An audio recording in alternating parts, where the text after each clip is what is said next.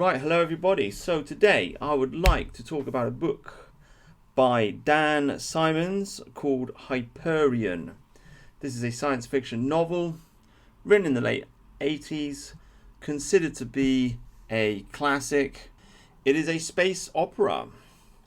It is based on, or not really based on, but the narrative style is based on Chaucer's Canterbury Tales, in that it involves essentially a pilgrimage. So you have 7 pilgrims on the pilgrimage. They're going to a planet called Hyperion, and on that planet they are going to travel to the time tombs. And the idea is that you travel to the time tombs, and there you will meet a monster called the Shrike, who is like an invincible killing machine, essentially. And this killing machine will kill 6 of the pilgrims and grant one of them a wish. Grant one of them whatever it is they ask for. So this is what the story is all about. And so what happens in the course of the book, or at least in the course of the first book, the pilgrims, they're on this journey, and they as they go from on all the different stages of the journey, they rest and they each tell their story. So you have, well, you have 6 actually. You don't have 7 biographies because one of them disappears, and that gets resolved in the second book. But nonetheless, you have 6 very interesting biographies through the course of the book. And I thought it was a brilliant book. I thought it was absolutely stunning, brilliant, beautiful, majestic. The characters really drew you into the story. But it was all kind of spoiled a little bit in the second book. Right? And what I mean by this is that Dan Simmons himself, spoiler alert by the way if you haven't watched my videos before, but this explanation is going to be full of spoilers. But Dan Simmons himself has said that this is one book which was divided into 2. So it's perhaps originally intended to be one novel. I mean, I'm not sure. But whatever the case, I do feel like this is a flawed masterpiece. I feel like the first book was brilliant, but the second book was slightly disappointing.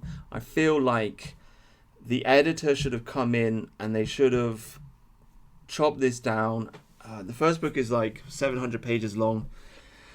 They should have chopped this down and turned it into like a 1,000-page long single book or something like this. Like chopped away a lot of the fluff in the second book, which was unnecessary. It should have been like 1,000 pages long, 1,100 pages long, something like this. And it should have continued to focus on the main characters. And where I think this because I'm reviewing both books at the same time, because you can't find out what happened in the first book unless you read the second one. It is a continuation of the same story. Essentially, the first book ends with the pilgrims, just about to go into the Valley of the Time Tombs. And they finish their stories, and that's how it ends. I mean, it would be a great ending to the book, actually. If he'd have just done that and left it with an open ending and then never did a follow-up, then it really would have been a great masterpiece. I do feel like he spoilt it by writing the second book. So the book ends with them going into the time tombs, and then it picks up in the second book and expands on that. But I feel like during the course of the second book, it kind of spoils it. Why? Because, my dear friends, this whole thing, I believe, is a great example of why characters are more important than scene or setting or any kind of civilizational clash that is going on. Okay? So essentially, in the first book, you have the 7 characters. They are going on their pilgrimages. And during the course of the pilgrimage, they explain why they're doing it. So they tell the story of their life and what is the motivation. So you get into the characters. And there's a very natural flow to it because you're going on a journey. So it's like the classic quest model or the road trip, right? Which is brilliant for science fiction, because science fiction is all about blowing your mind away with crazy ideas and fantastic visuals, like fantastic far out descriptions of wondrous technology and so on and so forth, different spaceships and planets and aliens and blah blah blah blah blah. So a journey it's a great way to illustrate all of that. Okay, because the book, first of all, it starts with the consul. I think he's on a world. He's the only guy on the planet. He steps into a Farcaster, which is like a portal. It's like, ooh, what's that? You know, and he goes somewhere else, gets on a ship. The ship is actually a tree flying through space. Okay, inhabited by Templars. It's like, wow, that's cool. They land on Hyperion. They land in the Poet City. It's people are trying to escape. There's a war going on in the background, or the possibility of a war going on in the background. So possibility of great civilizational revolution and disturbance. So you get this whole kind of like almost cyberpunk vibe going on. Because I think cyberpunk is kind of revolutionary. By the way, I don't think I mentioned this in my Neuromancer video, but one of the aspects of cyberpunk definitely is class warfare. It's about poor people fighting against the rich. It's about the streets. It's dirty, it's grimy. That's what cyberpunk is. I mean, in fact, reading this, I remember now one of the first things that struck me, because this is the second science fiction novel I've read since Neuromancer. And it struck me, oh wow, this is about the elites. Like, it's almost like space opera is kind of about the elites. Spaceships, emperors, kings, explorers, flying around in the heavens, doing this, that, and the other. Cyberpunk is more about people on the streets. I don't know, it's a broad perspective. But anyway, they arrive on the planet. You see this city which is in turmoil. They have to get, they have to get on a boat. They go somewhere. The boat is populated by androids, which are forbidden. They arrive at another city. It's empty. They have to go through the grass. They arrive at another city. Everyone's been killed. They encounter all kinds of obstacles along the way.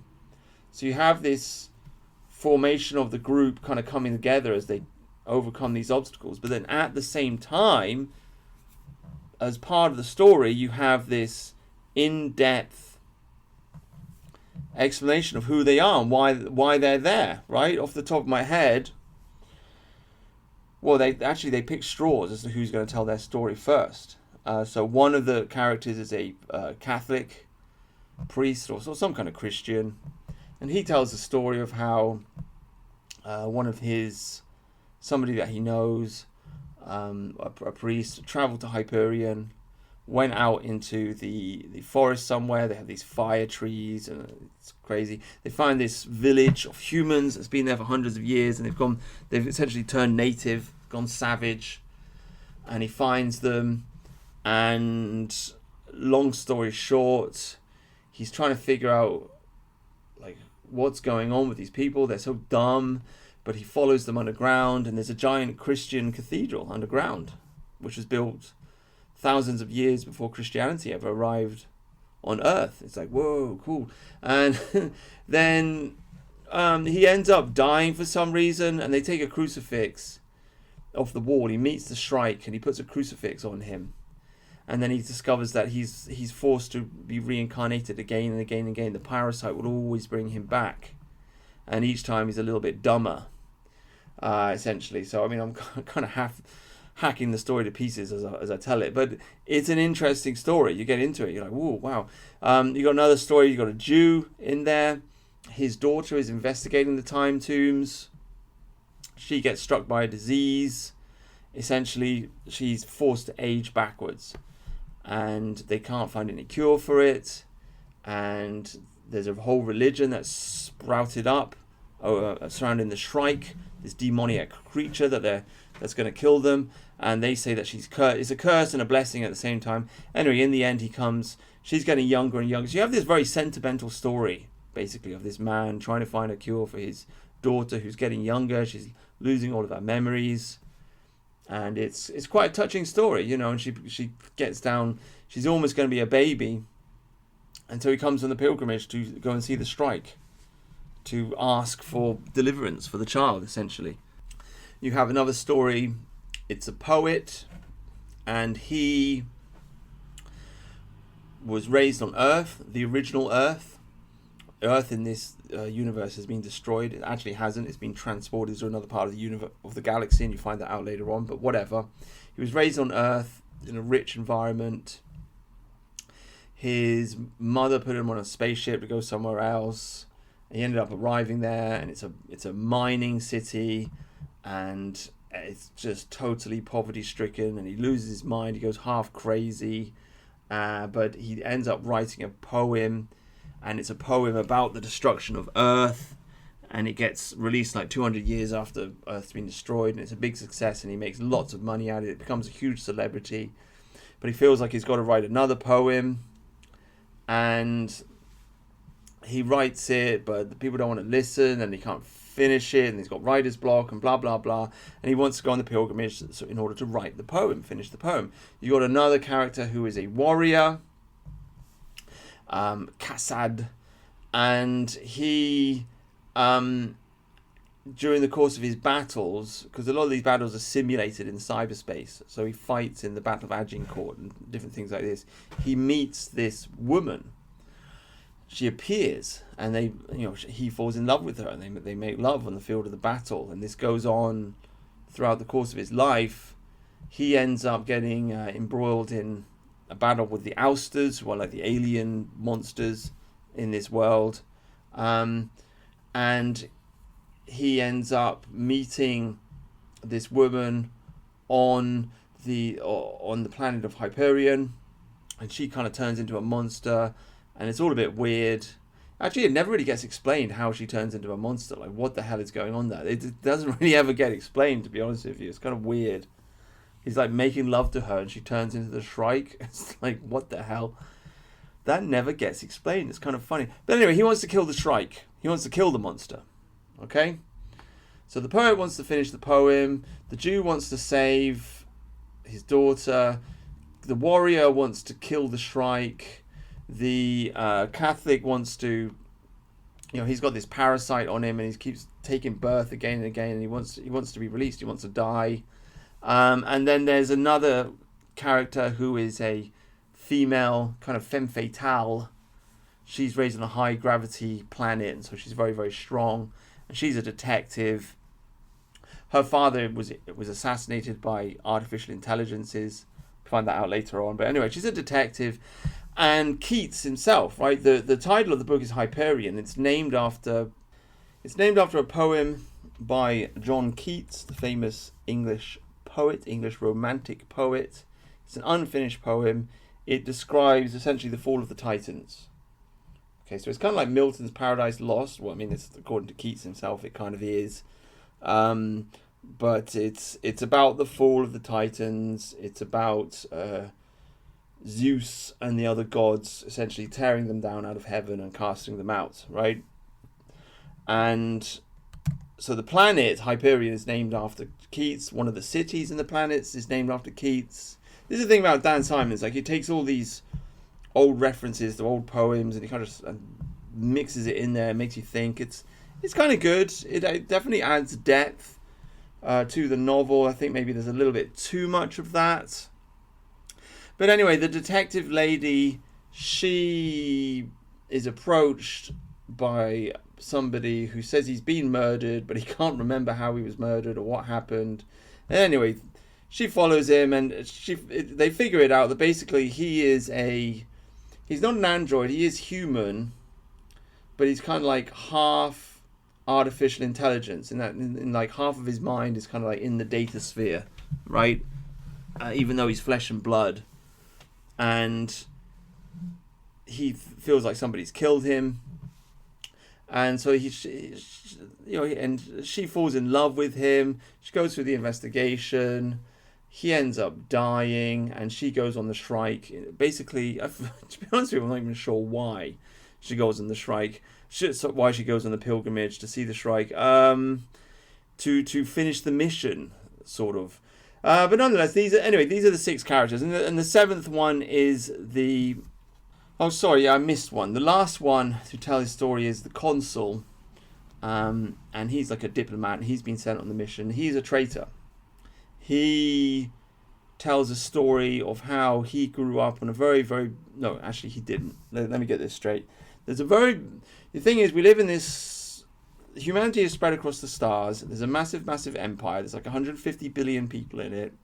They're connected by spaceships, but they're also connected by farcasters. So you have portals everywhere, and you can step into them and go to a different part of the galaxy, like instantaneously, right? So he comes from a planet that was previously colonized by humans many centuries before, and it's like a paradise world, and it's got dolphins on it, and it's beautiful and it's lovely, right? And then they get recontacted by humanity, and humanity wants to link them up to this Farcaster system, right? This instantaneous like teleportation system. And it, you know, they're kind of like, should we do it? In the end, they end up doing it, or they agree to do it, but many of them disagree. They don't want it because they realize it's a threat to their way of life and their ecology and so on and so forth, right? So they rebel. There's a violent revolution, and it gets totally squashed by the human empire. And in the end, the Farcaster portal is put in, and essentially the whole place gets bought out, right? There's a whole bunch of drilling operations for oil. The dolphins all end up getting killed. The locals just get turned into, well, they'll get brought out by a bunch of rich people. Okay, if anybody's listening to this has ever lived in an area of beauty, you know what I'm talking about. Like, you grow up in an area of beauty, you think everything's nice, you get a bit older, and then because of multiculturalism and because London's turned into a shithole, a bunch of Londoners will come in and they'll buy all the property. They won't live there, right? They won't live. This has happened to the entirety of the West Country in England. They won't actually live there. They'll just keep the place as a second home, right?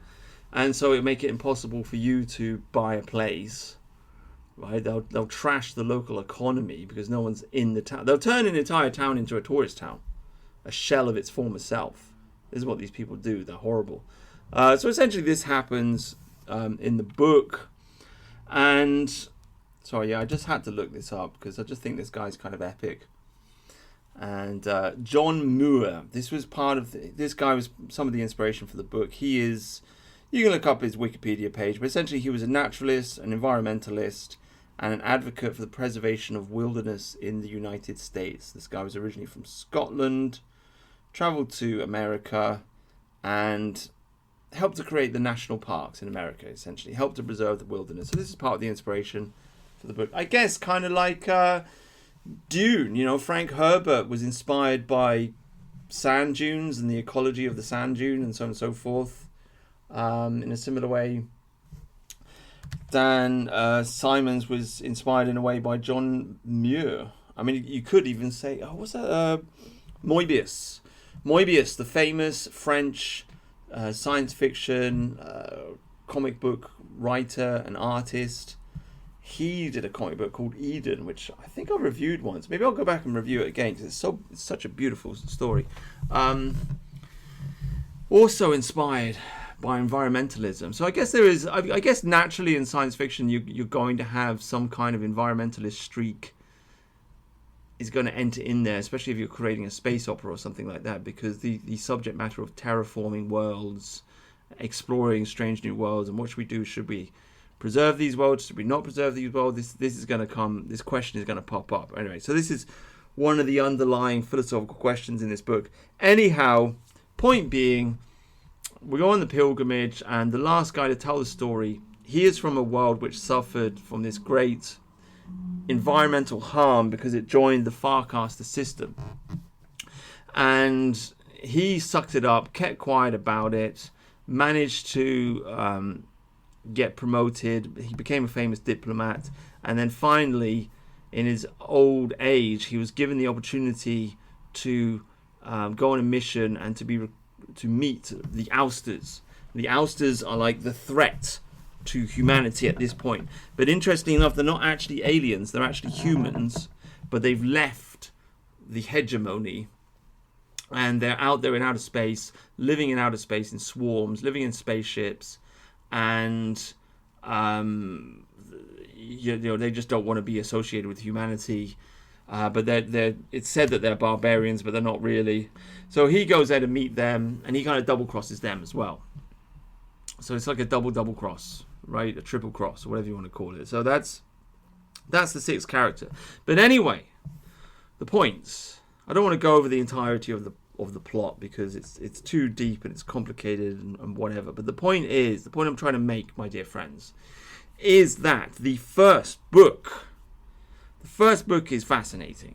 It draws you in. This is a brilliant way to write a story. Okay? Very basic storyline, quest storyline. Okay, so it's chronological, step by step, boom, boom, boom, boom, boom. The characters tell their stories along the way, so you learn about the characters and their motivations, and it's not just like ham-fisted, shove in the backstory in there. No, it's part of the novel itself. Like they're agreeing to tell their stories because they want to know why they're going on the pilgrimage, so it makes sense, you know. So you get attached to the characters. And they're also not only going on a pilgrimage, they're going on a pilgrimage to death. So death is lurking in the background. The monster, the Shrike, is there in the background. And also in the background, you've got this whole civilizational collapse going on. This is like the last pilgrimage because the planet is in turmoil. The Ousters are invading. There's going to be a war. And it's good. It's beautiful. And I forgot, sorry. And the seventh character, he disappears. You get his story in the next book. But the point, my dear friends, that I'm trying to make is that when you're reading this book and you read Hyperion and you're like, wow, that was a brilliant science fiction book. What happened? I want to know. I've got to know. How did the story end? So then you go out, you buy Fall of Hyperion, right? Comes a week later. I bought it on Waterstones, by the way, if you're English and you're listening to this, because on Amazon it was like £25 for it. I was just like, what the hell is going on? So I went on Waterstone and got it for £12, but you got to buy 3, otherwise you got to pay for post and packaging. But Waterstones is good, by the way. Amazon is shit. This is the problem with this company. Like if you want to sell books, just sell books. If you end up selling everything, then you are going to neglect the book selling aspect of your business, and then that's going to turn shit. And this is what's happened to Amazon, because this is a classic book and I should be able to pick it up like that, but they didn't have it in stock. Anyway, you read the first book, you get sucked in, you're like, oh my god, oh, it's brilliant, what happened? The book ends, they're entering into the valley of death, and the time tombs are there, and the Shrike is where is he, and who's going to die, and who's going to get their wish? Oh, I need to know. And then you open up the second book, and what happens?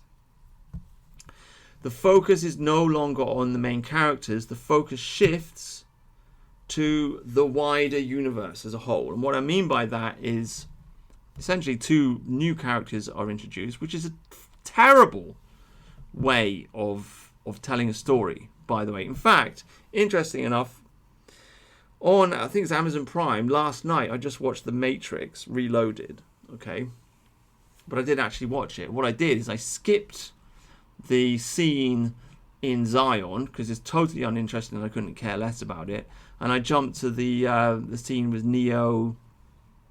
And I'm sure you've all seen the movie. If you haven't seen it, go and watch it. But The Matrix was a fantastic movie. Everybody knows that the follow-ups weren't very good at all. But part of the follow-ups, especially the second one, Matrix Reloaded, I think it is, it's pretty good.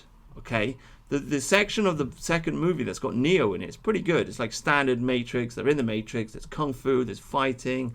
There's a fight on the motorway, fighting like vampires. There's a French guy with his hot wife. There's all kinds of crazy stuff going on. It's awesome, right? But the movie as a whole is rubbish because for some reason the writers decided to interject some characters that nobody really cares about, i.e. Zion. Nobody cares. Nobody cares about this. Nobody's interested in Zion. We were interested in Neo. Just focus on him. That's what we're interested in. Okay, so this is some kind of classic mistake that writers make. I don't know why. But this is the mistake that Dan Simmons makes. Right? 2 mistakes, really. Mistake number 1, introducing these 2 other characters, which I don't care about. I'm buying this second book because I want to know what happened to the pilgrims. Okay? I don't want to be presented... I don't want to open the book up and be presented with a new character. Fuck the new character. I hope he dies painfully and slowly, and he does die in the end, and I was happy when he was dead. which is never a good sign for a character. But I don't want it. I want to know what happens to the characters that I'm interested in. You see? So he introduces 2 new characters. First is John Keats again, right? Another reincarnation of John Keats, and he's on the capital of this empire, and he's dreaming of the pilgrimage. And then Gladstone, who is the CEO of the empire, and she's managing things, and she's talking to John Keats because she wants to know what's going on with the pilgrimage, because the pilgrimage is very important for the survival of humanity. Okay, so it does link up. Gladstone actually turns out to be quite a good character in a way. I quite like her because she did face some difficult choices, and she did essentially the essence of the story, the universal story of the struggle that's going on in this world, is that humanity developed artificial intelligence. The artificial intelligence kind of separated itself from humanity at some point, and then they created the Farcasters, which are these teleportation devices. They spread them all across humanity, and everyone's just using them. But nobody really knows, like, where these artificial intelligences live, like where are the computers that they live on. No, and nobody really knows what they want, and everybody's dependent on the AIs, but they're not in control of them. And so there's this background kind of worry, well, what's going on with the artificial intelligence? Are they good? Are they bad? Are they going to turn against us at some point? And Gladstone, she knows this, and she knows that the AIs are afraid of Hyperion because they don't understand what's going on that planet. They don't understand the Shrike. They don't understand the time tombs, and there's just something in there that doesn't add up in their calculations.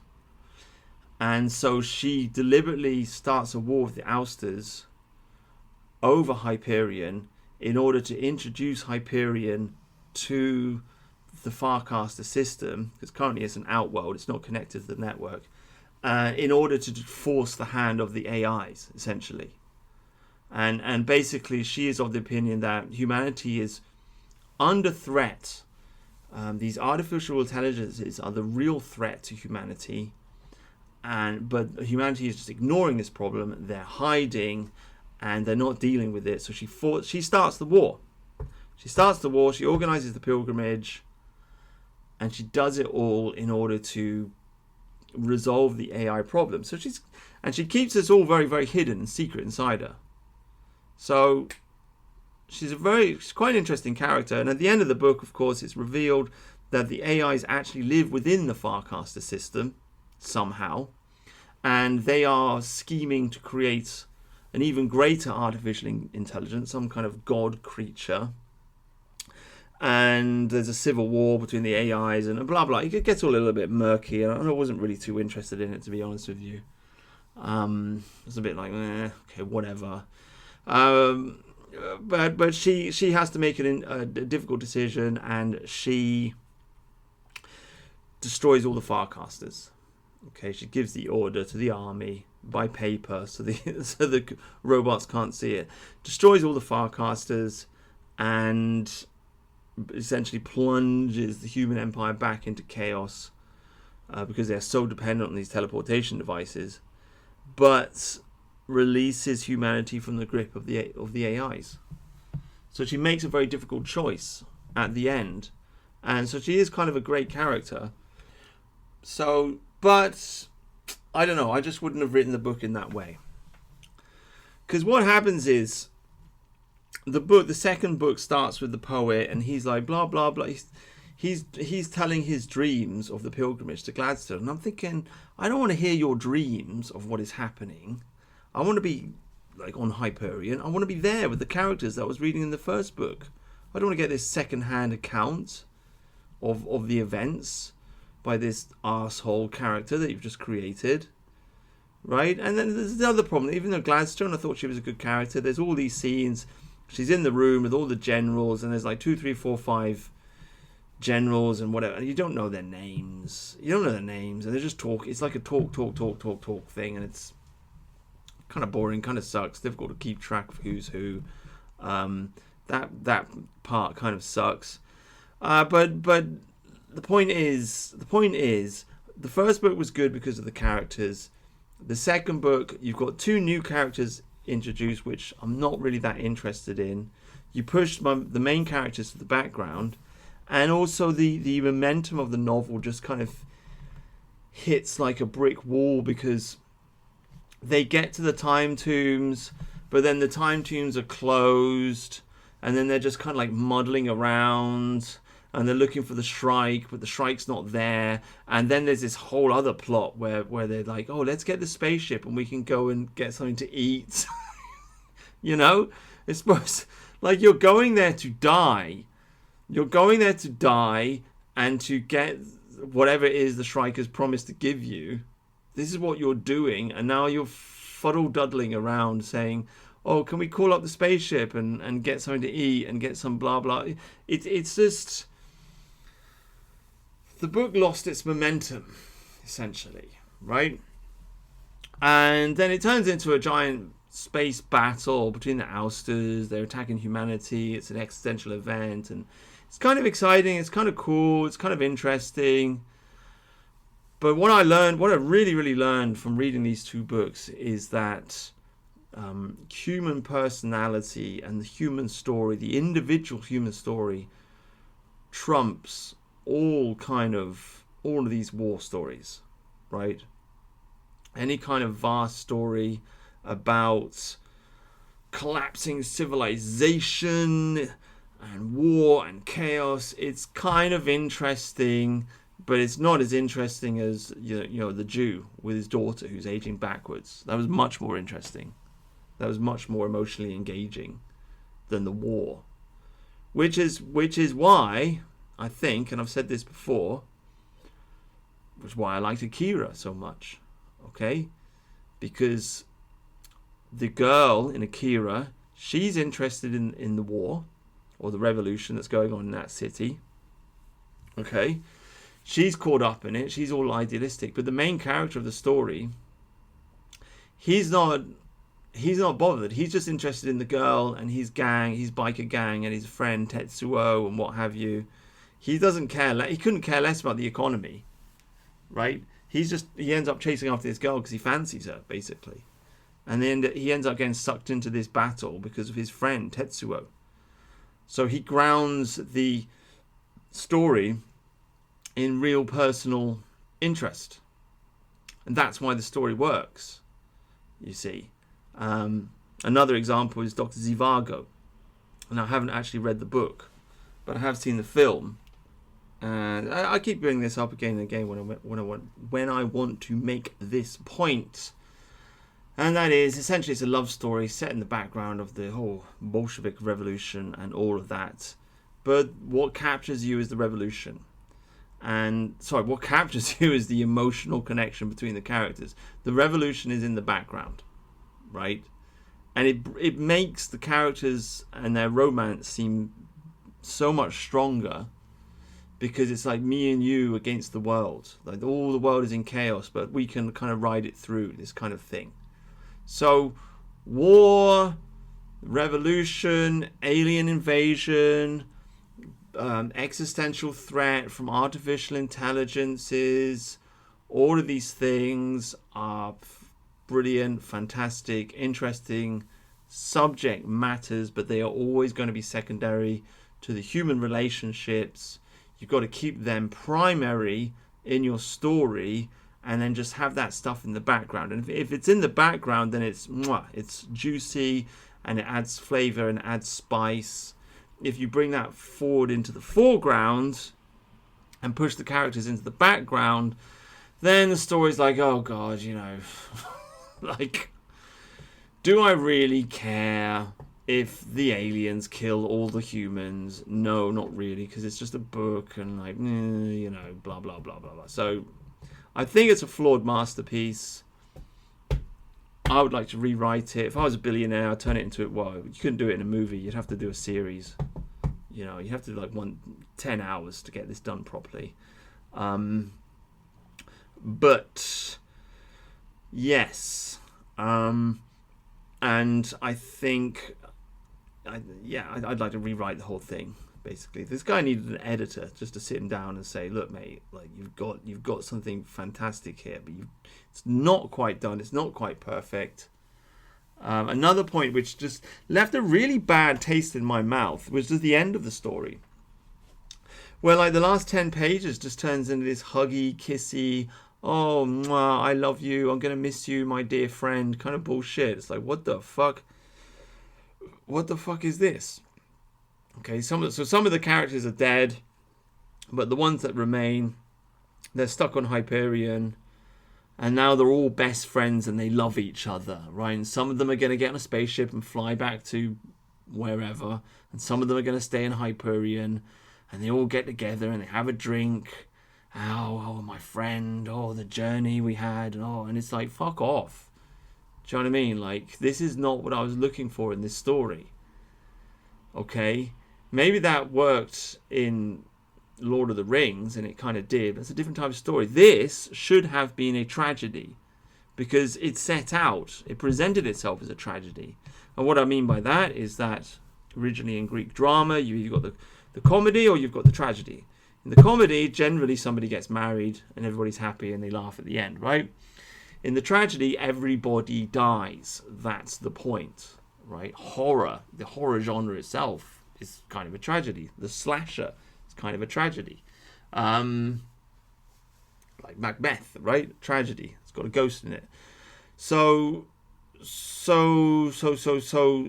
this book presented itself as a pilgrimage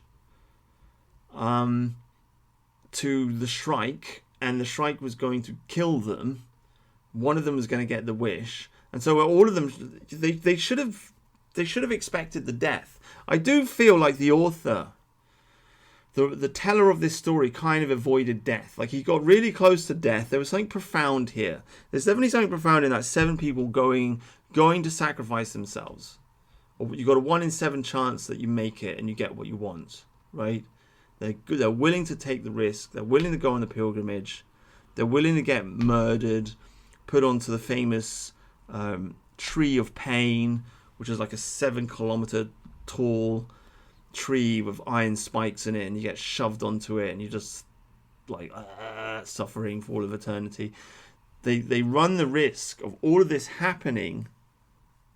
They are willing to encounter death, and yet when they finally get there in the second book, they kind of fiddle-duddle around, and then they're like, how are we going to kill the Shrike? How are we going to get out of this mess? Why are we here? And it's like, well, what are you even talking about? Kill the Shrike? Like you came on a pilgrimage to do this. This was what you wanted.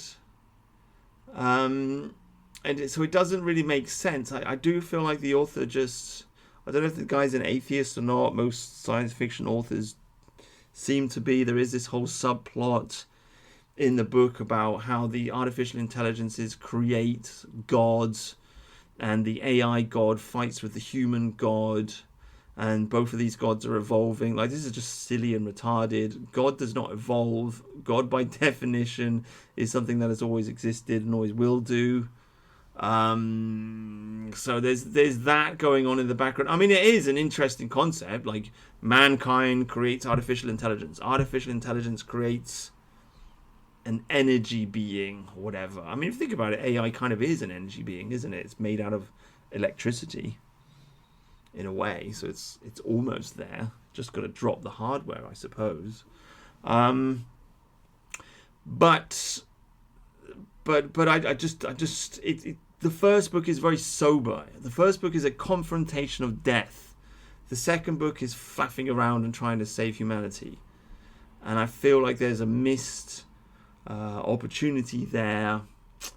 And as I say, the book ends with this happy clappy kind of, oh, I love you, oh, what a great adventure that was together. Yes. No, it wasn't supposed to be an adventure. It was supposed to be more sober and more dark than that. So that kind of annoyed me. But I mean, apart from all that, a basically enjoyable book. I'll give it a 2 out of 3, right? Almost a masterpiece. Almost a legendary master. Oh, it is a masterpiece, but, you know, I just think it could have been better. I do feel like this, the entire space opera genre is, how can I express this? It's religious. It's about heaven. This is the religion of our age, by the way. Like, in case you haven't noticed, in case you didn't get the memo, right? In case you haven't realized what people believe in, people these days, they think they're really clever, and that, I don't believe in God and heaven and angels and all of that. It's so silly, but they absolutely guzzle down all of this science fiction, space opera stuff, right? They dream of spaceships in the stars and robots and aliens and teleportation and artificial intelligence and blah, blah, blah, blah, blah, all the rest of it. They love it. And they think that we're going to go there. This is what's happened. Before, there was the idea, if you're a good person, you'll die, you'll go to heaven, you'll live in heaven. Now, we have the idea that through a process of evolution, through a process of survival of the fittest, right, just brutal violence, essentially. Like, there's no morality in survival of the fittest. It's just might is right. Well, there is a morality, but it's might is right. Like, you do what you have to survive. Okay? You got to kill those children to survive, you kill them, right? There's nobody judging you. Just survive. So this is the philosophy that we follow in this world now. Evolutionary psychology. Kill or be killed. Scramble your way to the top. Okay? And we've got to follow this path of evolution. And the next step on this path of evolution is the creation of technology, which means the creation of artificial intelligence and robots and spaceships. And we will go out into the stars and we will conquer the stars. And that is how we're going to get to heaven. That's heaven, guys. Heaven is in the future. So people still believe in this. I don't know. Go out and ask the average person on the street.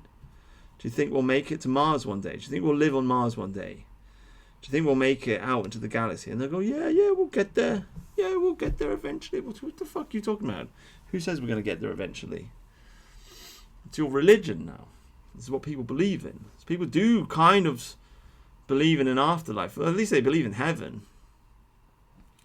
It's heaven in outer space. Floating around. There are millions of planets to visit with all their exotic luxuries and all of the wealth, but there's monsters up there as well. It's kind of weird actually, because even though it's heaven, it's also nighttime in a way, because obviously it's all black up there, isn't it? It's all black. You're in dreamland. You're sleeping. It's a dream, I suppose. Close your eyes.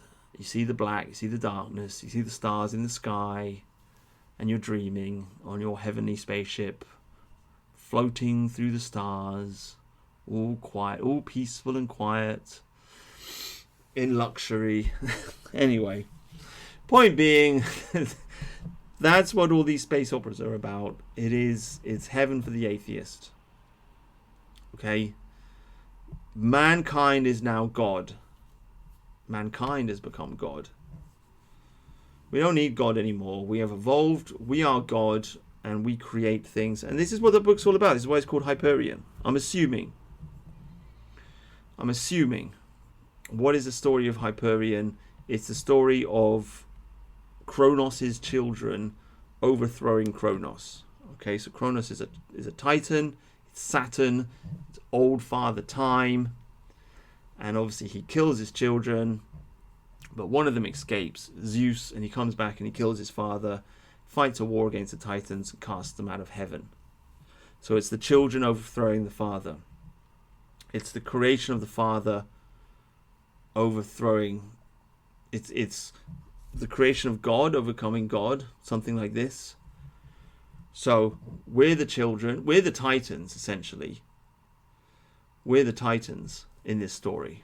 I mean, that's the way I read it anyway. Mankind is the Titan. We created the artificial intelligence, and the artificial intelligence is trying to rise up and kick us out of heaven and push and exterminate us and push us back down. And this is the struggle that's in this book, because it's not the end of the story. There's a continuation of this. In fact, within the book, there's a whole time travel theme, which I just don't like. The time tombs are going back and forwards in time. It's just like, whatever, dude. Like, oh, fuck me. What does it even mean? I don't know. But anyway, there is a scene in the book where essentially they go to the future. And so this battle between mankind and the AI goes on for centuries. Thousands and thousands of years, this battle continues as humanity spreads all across the stars. By the way, humanity evolves, okay, because they see the humans in the future. Some of them have got wings, some of them are furry, some of them, there are many, many different races, okay. It's multicultural, multiracial humanity. Part of the theme of the book is that humans, instead of terraforming the universe in a mechanical kind of capitalistic way, going to local environments and just wiping out those environments and turning those planets into an Earth-like planet. Instead of doing this, humans decide to adapt to the local environment instead, and so they're forced to evolve. So that's one of the strong themes in the book. But nonetheless, the battle between the AIs and humanity carries on for thousands of years, and that's exactly what happens in Hyperion, John Keats's poem. I haven't read it, but it's the battle between the Titans and the gods, and this goes on for a long time. It is an absolutely stupendous and tremendous fight.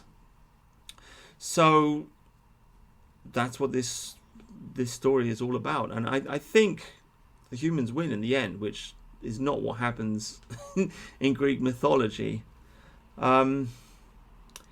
But nonetheless, it just reinforces my idea that space opera really is a description of heaven. It's heaven for the atheists. It's heaven for the globalists, the globe cucks, right? The globe earthers that think the world is a ball spinning around the sun, right? They reject the flat earth. And they've embraced the new cosmology. That's why the whole flat earth question is so utterly fundamental, and it really upsets people. It really upsets them. Even more than evolution. I guess the evolution question is kind of, I don't know. People get away with rejecting evolution. People just shrug and say, oh, well, it's religion or whatever. But the rejection of modern day cosmology upsets people deeply, and they won't look into it, and they won't question it, and they won't think about it, and they won't do it, because it's too much of a blow to their worldview. Like it's like, no, that's how the universe is, and essentially that's their religion. That's people's religion these days. There's no need for God in this world that the scientists have created. There's no need for a God. The universe is just infinite. There are aliens. They're out there somewhere. They're not in contact with us for some reason. Doesn't make any sense, but whatever. And we will become gods, right? Through a process of apotheosis, through a process of transhumanism and the development of technology. We ourselves will rise up to heaven. We will build heaven. Essentially, it's just an extension of the old idea of heaven on earth, which is the new religion that we live under, guys, right? In case you haven't realized. Who is the first science fiction author? Francis Bacon. Okay? I've actually got both of these books. I've got Thomas More's Utopia, and I've got Francis Bacon's New Atlantis. I've been meaning to do a review of both of them. I'll get around to it this year, hopefully. But Thomas More's Utopia, this is like he's like the grandfather of science fiction. He's like the you can't really say he's the father of science fiction, because science fiction cannot begin until science is invented, right? And Francis Bacon is the father of science. So Francis Bacon is the father of science, in my opinion, also the father of science fiction. Although if you read any list of or history of science fiction, generally they'll start it with Shelley and Mary Shelley and Frankenstein, which is not the worst place to start it, but it's just not true, because science fiction began with the creator of science himself. It began with Francis Bacon, who wrote New Atlantis. What's New Atlantis all about? Well, it's about creating heaven on earth, isn't it? It's about a guy gets on a boat, goes out, and there's an island somewhere, and this island is called New Atlantis, and he goes around the island, and on the island there's King Solomon's temple, which is King Solomon's temple, like it's from the Bible, right? It's there, and essentially you've got a bunch of scientists in there, and they're doing experiments and stuff, and they're building technology. So it's the mad scientist, it's the wizard. Okay, you've got the theme of exploration, in that you go out there, you find a utopia. This is what they get from Thomas More. That's possibly like the original science fiction trope, even before the mad scientist. It's exploration out there into the world. Oh, find new heaven on earth, right? Out there somewhere. A utopia is out there. It's a mystery, it's a dream, we don't know, we heard about it through Chinese whispers, but it's out there somewhere. So there's that element to it, but there's also Francis Bacon takes it a step further by introducing the mad scientist. The idea that you can take the occult, raise it up a level, and turn it into science and build technology with it. And through the creation of this technology, you can create a perfect civilization. This is our religion. This is the religion that we live under. It's just occultism, which has just been turned into the mainstream. Francis Bacon was associated with a crazy guy called John Dee, who used to stare into a crystal ball and talk to demons, right? Went by the code name of 007, right? It's like, what? James Bond? So I guess James Bond, like, is a science fiction hero now. I don't know. But he did go by the code name of 007, right? Allegedly, apparently. But nonetheless, before you had Francis Bacon, you had Hermeticism and Western European occultism, and the Key of Solomon, and demons and witchcraft and all of this, right? You had the magnum opus, the great work, trying to turn lead into gold. Trying to turn lead into gold is one interpretation of the great work. The search for eternal life is another interpretation. But what does that mean? Search for eternal life. Well, it means creation of heaven on earth. Because if you can live forever, you're in heaven, right? That's one of the aspects of heaven, is that you don't die. That's it. You're there forever. You're not going to die. You don't have to worry about it. You don't have to worry about paying the rent. You don't have to worry about paying the mortgage. Don't have to worry about finding something to eat. You have eternal life. That's one of the key attributes of heaven. So this was known as the magnum opus, the great work. This is what the Hermeticists of the medieval period sought after. Francis Bacon took this, turned it into science. So he turned alchemy into chemistry, right?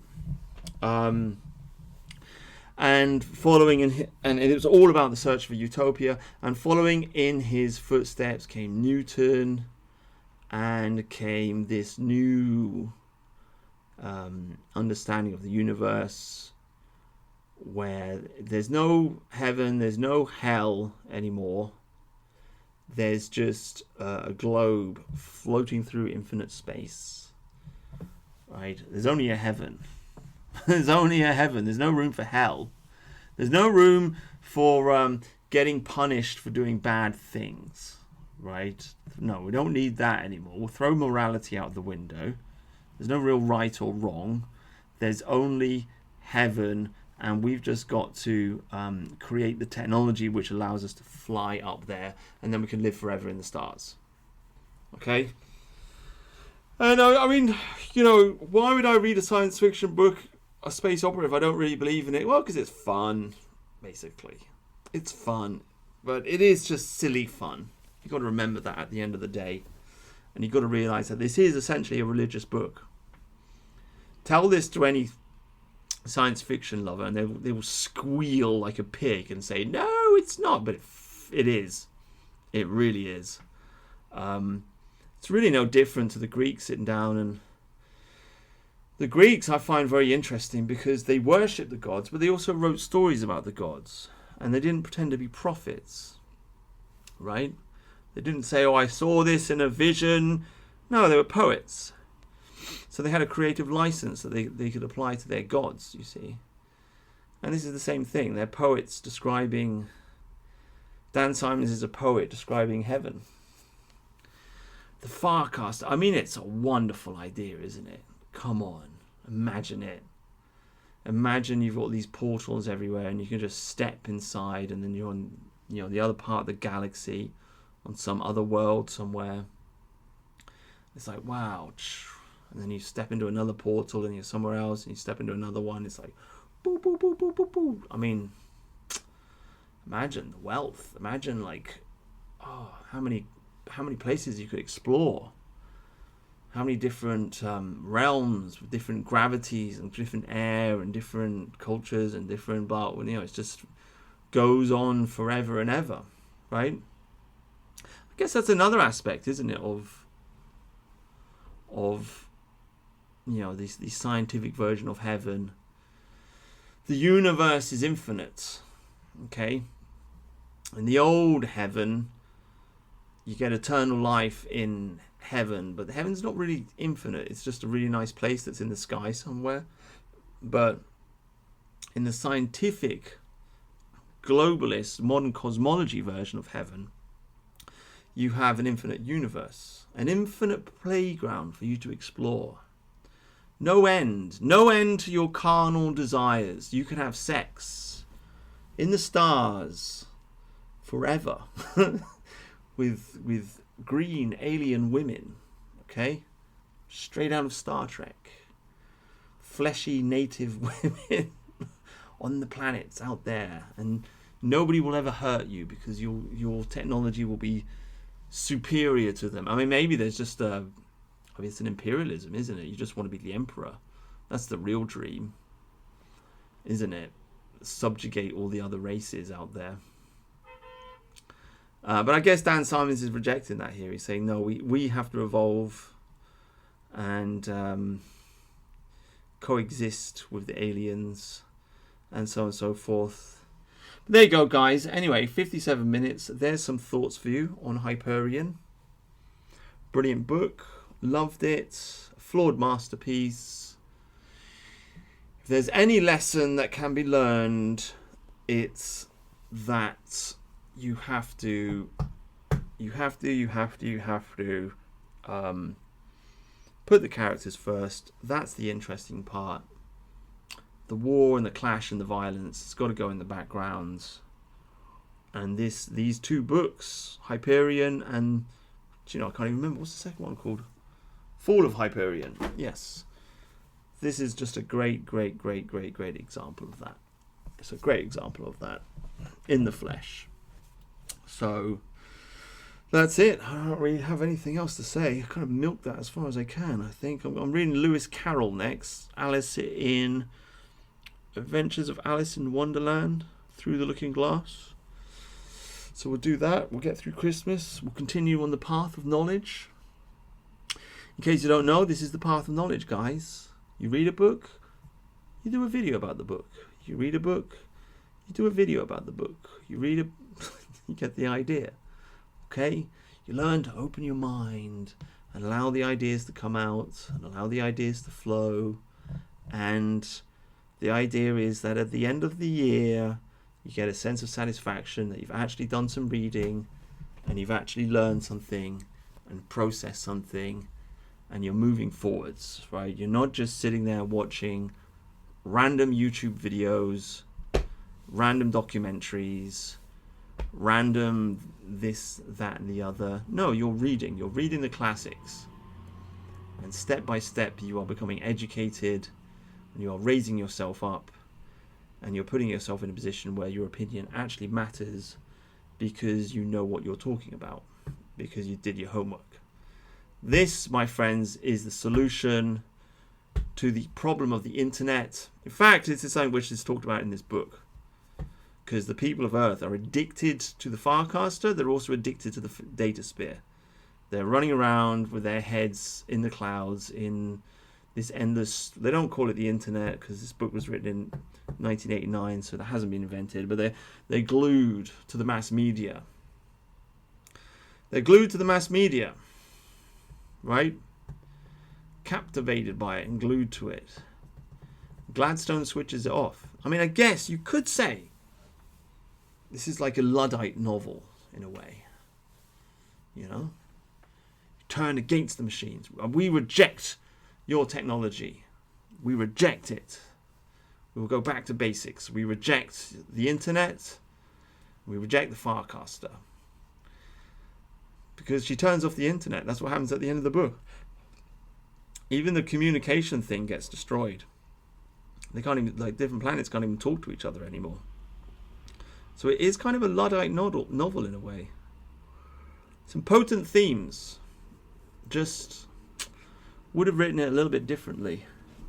But there you go, guys. Yeah, this is how you reject the internet. You read. You read books, okay? Path of knowledge. Anyway, thank you very much for listening. God bless. Good night. Merry Christmas.